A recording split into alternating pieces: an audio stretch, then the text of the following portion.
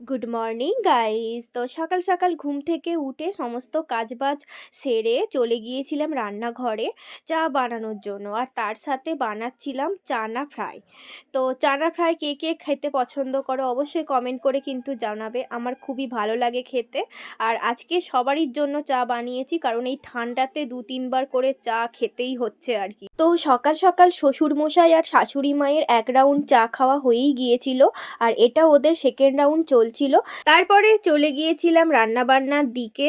আজকে কিন্তু নিরামিষ প্রপারলি হচ্ছিল, কারণ আজকে রাম মন্দিরে রাম লালার প্রাণ প্রতিষ্ঠার দিন। তারপরে সবাই মিলে করে নিয়েছিলাম লাঞ্চ, আর আমার ওষুধ যেগুলো খাওয়ার ছিল সেগুলো সমস্ত কিছু খেয়ে নিয়েছিলাম। দেন সন্ধ্যার দিকে অর্ঘ্য নিয়ে এসেছিল রোল।